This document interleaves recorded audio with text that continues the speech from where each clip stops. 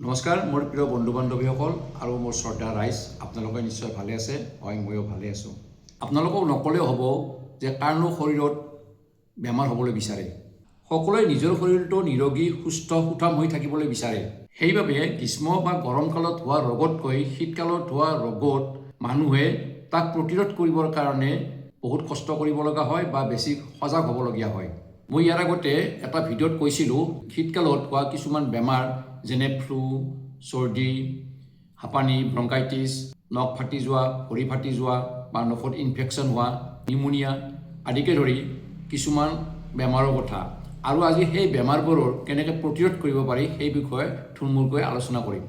প্ৰথমতে মই আপোনালোকক কওঁ যে এই শীতকালত বা ঠাণ্ডা কালত বেমাৰ সৃষ্টি কৰিব পৰা বীজাণুবোৰৰ পৰা কেনেকৈ আপোনালোকে মুক্ত হৈ থাকিব পাৰে, কেনেকৈ সংক্ৰমণ নোহোৱাকৈ থাকিব পাৰে, তাৰ বাবে আপোনালোকে সজাগ আৰু সচেতনতা অৱলম্বন কৰিব লাগিব, অৰ্থাৎ তাক প্ৰতিৰোধ কৰিব লাগিব।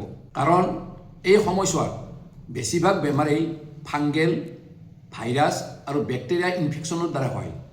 এই যে ভাইৰাছ, ফাংগেল, বেক্টেৰিয়া এইবিলাক সংক্ৰমণৰ পৰা ৰক্ষা কৰিবৰ কাৰণে, অৰ্থাৎ তাৰ পৰা আঁতৰত থাকিবৰ কাৰণে আপোনালোকে সদায় খোৱাৰ আগতে হাতখন চাবোন পানীৰে পৰিষ্কাৰ কৰি ধুইহে আহাৰ গ্ৰহণ কৰিব। চাবোন পানীৰে হাত ধুলেই নহ'ব, হাত ধোৱাৰ কিছুমান নিয়ম আছে।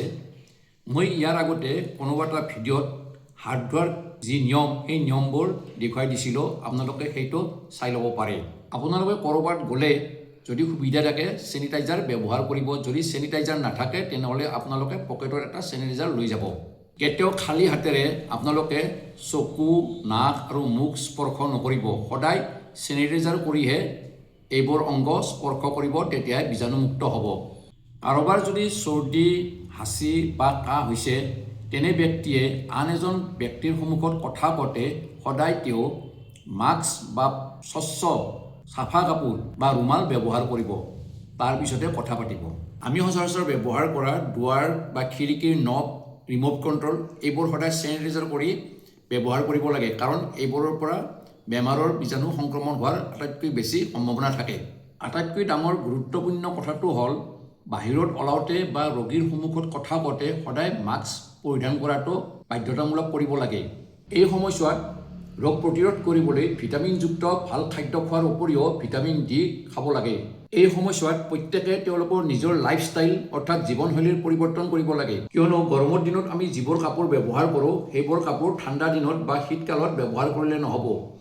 অৰ্থাৎ সেইবোৰ কাপোৰ ব্যৱহাৰ কৰিলে ঠাণ্ডা দিনত গাটো গৰম হৈ নাথাকিব। সেইকাৰণে শীতকালত গাটো গৰম হৈ থাকিবৰ কাৰণে ডাঠ দীঘল কাপোৰ পিন্ধিব লাগিব, টুপি পিন্ধিব লাগিব, গ্লভছ ব্যৱহাৰ কৰিব লাগিব। এনেদৰে গাটো গৰম কৰি ৰাখিব লাগে। পাৰিলে ঘৰটো গৰম কৰি ৰাখিব লাগে, প্ৰয়োজন সাপেক্ষে হিটাৰ ব্যৱহাৰ কৰিব লাগে। শৰীৰটো হাইড্ৰেট কৰি ৰাখিবৰ কাৰণে প্ৰয়োজনীয় প্ৰচুৰ পৰিমাণে গৰম পানী খাব লাগে। কমেও 7 ঘণ্টাৰ পৰা 8 ঘণ্টা পৰ্যন্ত টোপনি মাৰিব লাগে। ধ্যান ধাৰণাৰ জৰিয়তে মানসিক চাপ বহু পৰিমাণে দূৰ কৰিব পাৰি। সেইদৰে দৈনন্দিন ব্যায়াম কৰিব লাগে। ব্যায়ামে ৰোগ প্ৰতিৰোধ কৰাত যথেষ্ট সহায় কৰে। ঘৰৰ বাহিৰৰ আৰু ঘৰৰ ভিতৰৰ পৰিৱেশ সদায় পৰিষ্কাৰ পৰিচ্ছন্নতাৰে ৰাখিব লাগে, কিয়নো পৰিষ্কাৰ পৰিচ্ছন্নতা হৈ থাকিলে ৰোগৰ বীজাণুৱে সহজতে সংক্ৰমণ হ'ব নোৱাৰে। তাৰোপৰি টীকাকৰণৰ বিষয়ে অৱগত হৈ নিয়মিতভাৱে টীকাকৰণ কৰিব লাগে।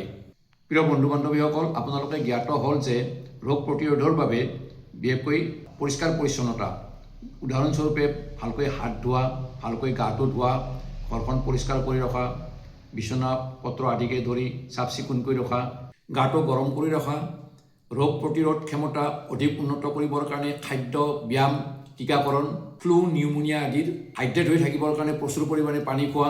আপোনালোকৰ বৰ্তমানৰ যি অৱস্থা সেই অৱস্থা অধিক উন্নত কৰিবৰ কাৰণে আপোনালোকে সততে সজাগ আৰু সচেতনতা হৈ থাকিব লাগে। আৰু তাৰ পিছতো যদি ৰোগৰ লক্ষণসমূহ অধিক অৱনতি ঘটে তেতিয়াহ'লে হেল্থ প্ৰভাইডাৰৰ সহায়ত আপোনালোকে তাক নিৰ্মূল কৰিব পাৰে। আজিৰ ভিডিঅ'টো ইমানেই আছিল।